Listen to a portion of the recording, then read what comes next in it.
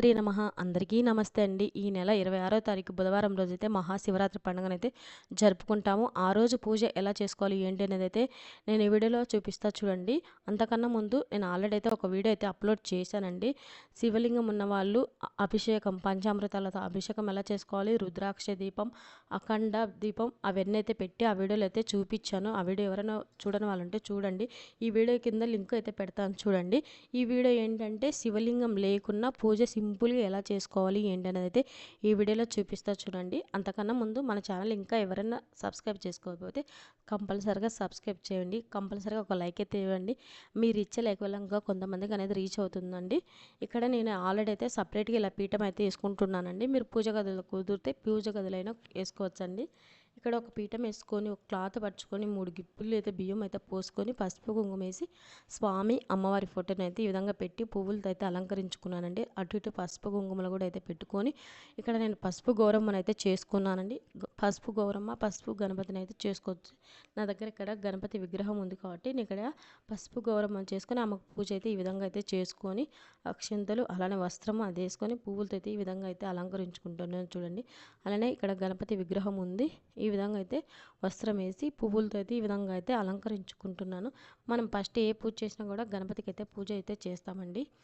నేను ఇక్కడ ఫస్ట్ గణపతికి అయితే పూజ చేస్తున్నాను. మనం ఈరోజు ఈ విలువ పత్రాలతోటి ఆయనకు అర్చన చేసినా చాలా మంచిదండి. చాలా అంటే చాలా మంచిది. ఆ రోజు మనం ఉపవాసము జాగరణ అలానే అభిషేకాలు కూడా చాలా అంటే చాలా మంచిదండి. సాయంకాలం 6 నుంచి అభిషేకం చేస్తే 6 తర్వాత చాలా మంచిది. అలానే రాత్రి 12 గంటలకు కూడా అభిషేకం చేస్తే చాలా మంచిది. ఒకవేళ శివలింగం లేదు ఇంట్లో అనుకున్న వాళ్ళు గుడికి వెళ్ళి అభిషేకం అయితే చేయించుకోండి. ఆ రోజు అభిషేకం చేయించుకుంటే చాలా అంటే చాలా మంచిదండి. ఎంతో పుణ్యము. ఒకవేళ ఇంట్లో లేని వాళ్ళు చేయించుకోండి. ఒకవేళ ఇంట్లో ఉన్న వాళ్ళు ఏంటంటే అభిషేకం అయితే చేసుకోండి. కంపల్సరీగా అయితే 11 సార్లు చేస్తే చాలా మంచిది. ఒకవేళ అన్నిసార్లు చేయలేము అనుకున్న వాళ్ళు ఒక్కసారైనా చేసుకోండి. 6 తర్వాత చేసుకోండి చాలా మంచిది. అర్ధరాత్రి 12 గంటలకు చేసుకుంటే ఇంకా చాలా మంచిదండి.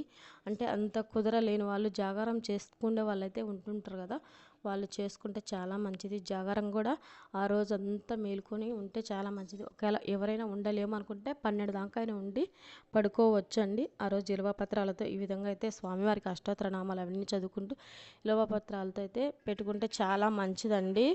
ఈ విధంగా అయితే నేను విలువ పత్రాలతో అయితే చేస్తున్నా చూడండి. ఈ విధంగా తర్వాత అఖండ దీపం కూడా పెట్టుకుంటే చాలా మంచిది. ఏంటంటే స్వామివారి మీదనే మనం మనసంతా అఖండ దీపం పెట్టుకుంటే స్వామివారి మీదనే ఉంటుంది. ఆ రోజు ఉల్లి వెల్లుల్లి కానీ అలాంటివి ఏమీ తగలకూడదండి. అలానే బ్రహ్మచర్యం పాటించాలి. అలానే కటిక నేల మీద అయితే పడుకోవాలండి. ఈ విధంగా అయితే పూజ అయితే చేసుకుంటూ ఆ శివనామం స్మరిస్తూ ఉండాలండి ఆ రోజంతా. చూడండి ఇక్కడ నేను విలువ పత్రాలతో అయితే ఈ విధంగా అయితే చేసుకుంటున్నాను. నాకు 3 రోజుల నుంచి విలువ పత్రాలు అయితే దొరకటం లేదండి. నేను ఈ వీడియో చేయడానికి విలువ పత్రాల కోసమని అంటే షాపులు తెలిసిన షాపులు పూల షాపులు అన్నిటి కోసం అయితే చూసి వచ్చాను. నాకైతే దొరకలేదు. తర్వాత ఇంకా మామూలుగా అనుకున్న నా దగ్గర జర్మన్ సిల్వర్లో విలువ పత్రాలు ఉన్నాయి, అవేనే పెడదాంలే అనుకున్నా. కానీ వద్దులే అనుకొని తర్వాత కొన్ని అయితే మా చెల్లి వాళ్ళ ఇంటి దగ్గర దొరికాయి. మళ్ళీ తర్వాత నేను పూలు తీసుకున్న అన్న వాళ్ళైతే ఫోన్ చేసి వచ్చాయమ్మా విలువ పత్రాలు అన్నారు. తెచ్చుకొని పూజ అయితే చేస్తున్నాను. అందుకే లేట్ అయింది. కంపల్సరిగా ఇలా అయితే చేసుకోండి. శివలింగం లేని వాళ్ళు సింపుల్గా అయితే అఖండ దీపం పెట్టుకోవడం వల్ల స్వామివారి మీదనే ధ్యాస అయితే ఉంటుంది. మీకు ఆనవాయితీ ఉంటే పెట్టుకోండి. ఆనవాయితీ అనే పట్టుకెళ్ళని ఏం లేదు. స్వామి మీద మన ధ్యాస అంతా స్వామి మీద ఉండేలాగా అయితే ఉంటుందండి. అలా పెట్టుకుంటే ఈరోజు పిండి దీపాలు కానీ లేకుంటే ఉసిరి దీపం కానీ పెట్టుకోండి చాలా మంచిది. మీకు దొరికితే ఉసిరి దీపాలు కూడా అయితే పెట్టుకోండి. నాకు ఇక్కడ దొరికింది కాబట్టి నేను ఈ విధంగా అయితే ఉసిరి దీపాలు అయితే పెట్టుకున్నానండి. తర్వాత ఈ విధంగా అయితే అవన్నీ చదువుకొని ఈ విధంగా కొబ్బరికాయ కొట్టుకున్నా. అలానే దీపాలు వెలిగించుకొని పండ్లు అయితే తాంబూలం కింద పెట్టుకున్నాను. మీకు నచ్చిన ప్రసాదం అయితే చేసుకొని పెట్టుకోండి. తర్వాత ఈ విధంగా అయితే హారతి అయితే ఇచ్చుకున్నాను చూడండి. సింపుల్గా అయితే ఈ విధంగా అయితే పూజ అయితే చూపించానండి. శివలింగం లేని వాళ్ళకు, శివలింగం ఉన్న వాళ్ళైతే అభిషేకం చేసుకొని మంచిగా అయితే స్వామి అమ్మవారి మీద అయితే కంపల్సరీ అయితే మనసంతా పెట్టి కంపల్సరీగా ఉపవాసం అయితే ఉండేలాగా చూసుకోండి. కుదరలేని వాళ్ళు అలా అయితే ఉంటుంది. గుళ్ళోకి వెళ్ళినా స్వామి అమ్మవారి కళ్యాణం అయితే జరుగుతుంటుందండి.